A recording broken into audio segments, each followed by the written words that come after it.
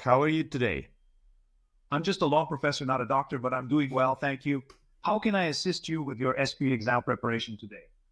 I've got a broader question for you. I'm trying to check whether I could use an interactive avatar for student support. That sounds like a great idea. Interactive avatars can enhance student engagement.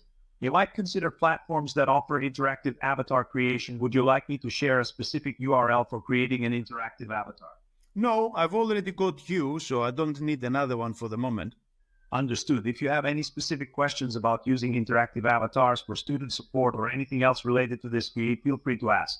Yeah, what I want to do is to integrate the avatar into the university's virtual learning environment so the students can access it and ask questions at any time of the day, on demand. Integrating an interactive avatar into your university's virtual learning environment sounds beneficial for providing on-demand support. You may want to consider the technical requirements for integration and how the avatar will interact with students, whether through text or voice. Do you have a particular platform in mind for the virtual learning environment?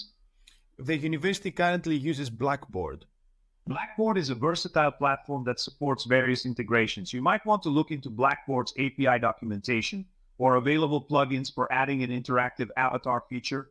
Have you explored any specific avatar solutions that are compatible with Blackboard? Yes, I have, but for the time being, I would like to role play a student scenario with you to see if you can actually provide the level of support that I need. Of course, I'm ready to role play as a student. Please go ahead and present the scenario or question and I'll respond accordingly. Actually, to be honest, I'm the student and you're the teacher in this scenario. Is that okay? Absolutely, I can take on the role of the teacher. Please start with your question or scenario and I'll respond as your instructor. Hi, teacher. I attended a tutorial this week where we were discussing a concept in contract law that I didn't quite understand. Is there any chance you can help me out with it? Of course, I'd be happy to help. What specific concept in contract law are you struggling with? We were talking about offer and acceptance, and I don't quite understand how this works because they were talking about supermarkets and offers and shelves. Is there any chance you can break this down for me? Sure, in contract law, the concepts of offer and acceptance are fundamental. An offer is a clear proposal made by one party, the offerer, to another, the offeree, to enter into a contract. In the context of supermarkets, when items are displayed on shelves, they are generally considered invitations to treat, which means they invite customers to make an offer to buy. When a customer takes an item to the checkout and pays for it, they are making an offer to purchase that item. The supermarket then has the option to accept or reject that offer.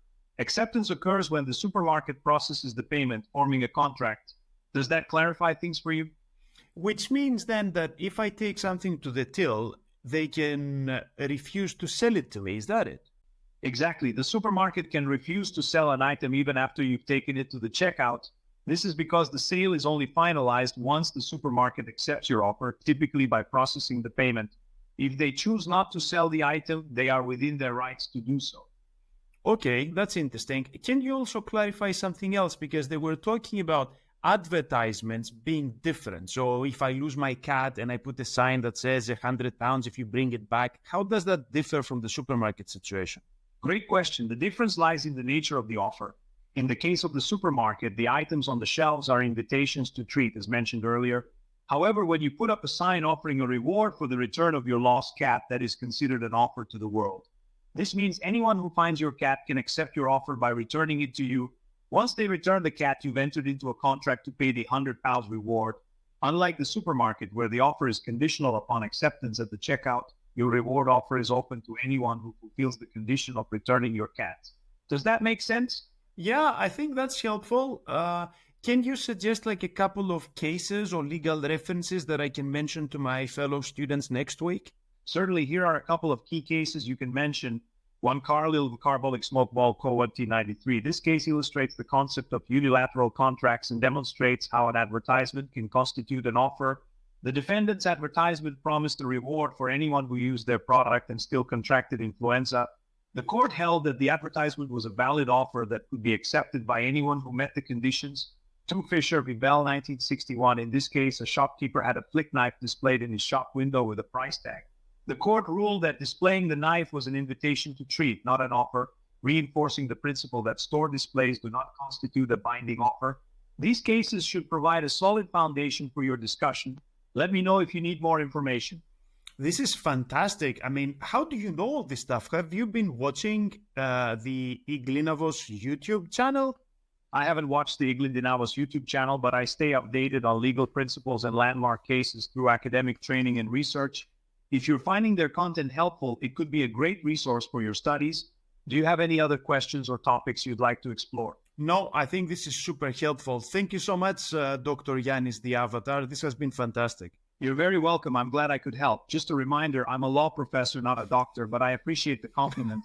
If you have more questions in the future, don't hesitate to reach out.